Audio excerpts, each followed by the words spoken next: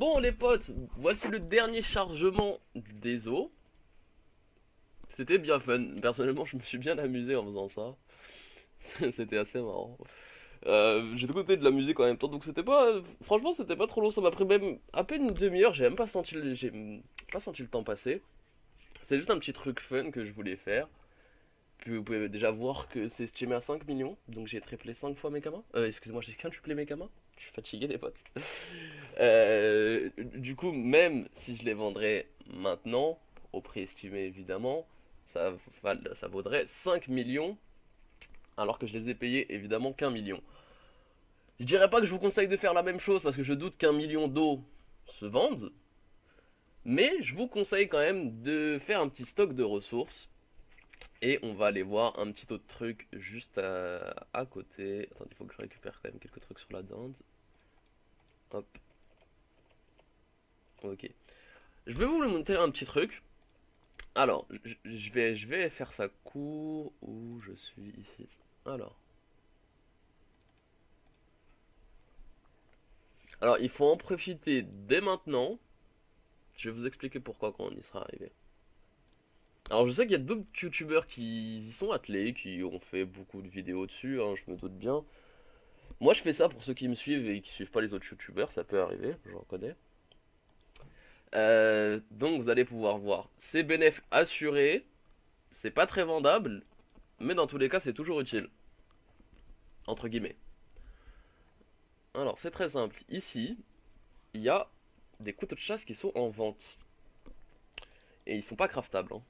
Vous voyez bien. Ils coûtent 1 kama sur la bêta. Heureusement que j'ai un couteau de chasse parce que je sais pas où j'aurais été le chercher.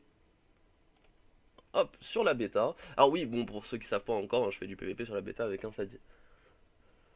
Sur la bêta, ils sont craftables. Et j'ai regardé un petit peu les trucs. Et bon, c'est particulièrement chiant à drop, quoi.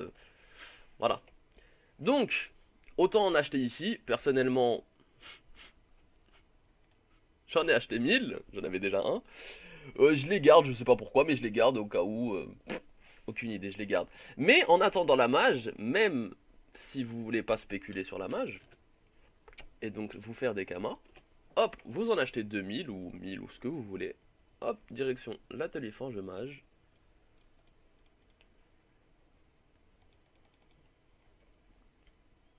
Alors, je vais pas dire que ça se vend bien les potes par contre, c'est du bénéf. Hop. Je dirais pas que ça se vend bien. Et hop, vous avez 200 runes, 192 000 kamas. Alors, je vais faire le calcul, ça m'a coûté 1000 kamas. Bah non, ça m'a coûté 2000 kamas. Bon bah, bénéf 190 000 kamas. Je sais pas pourquoi je voulais calculer. 190 000 kamas et vous mettez ça en HDV ou quoi que ce soit. Bon, moi je vais les garder en l'occurrence, mais du coup voilà. Alors ensuite, pour ce qui est des ressources à l'épicerie, je vous conseille de tout acheter. Moi je dirais au maximum pour ceux qui sont, voilà, qui font pas trop de métier, 1000, 2000. Personnellement, moi en général j'en ai acheté 10 000. Où est-ce qu'ils sont? Ça, il y avait peut-être pas besoin, les bols, je les ai vus sur la bêta, mais bon, on savait jamais. J'ai préféré assurer le coup, graisse de gelée, hein.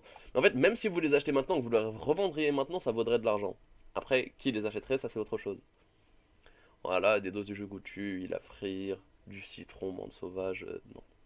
Mesure de sel. Menthe sauvage qui va devenir intéressant, je crois, après la mage, faudrait que je regarde. Donc voilà, bon, après, il y a un peu de tout dans la banque. Donc je pourrais pas tout montrer. Si, par exemple, il y a les graisses de biblof qui sont là. Donc bref, tout est plus ou moins utile. Et autre chose aussi, les petits potes. Regardez. Je sais qu'il y en a certains qui ne l'ont pas fait. Et pourtant, qu'il faut faire. Après la mage, vos métiers passeront au niveau de 200. Et ils seront beaucoup plus difficiles à monter. Sachant qu'il faudra faire des recettes de son niveau. Donc, il faudra faire des recettes de son niveau pour XP. Après, si vous faites des recettes de votre niveau, vous allez avoir plus d'XP. Mais par exemple, craft en boucle, entre guillemets, des items CM ou ME, c'est un peu moins rentable que maintenant quand tu craftes bon, des items niveau 80, etc. Du coup, moi, c'est ce que je vous conseille. J'ai monté un bricot. Moi, j'avais ce qu'il me fallait dans ma banque. J'ai utilisé peut-être 2 millions maximum. Mais j'avais tout dans ma banque. Donc, je doute que la plupart des gens puissent faire ça. Ça coûtera beaucoup plus cher. Et sinon, poissonnier, j'ai mis, franchement, les potes, j'ai dû mettre 3 à 5 millions et j'ai un pêcheur niveau 100. Où est-il? Ils se foutent de ma gueule.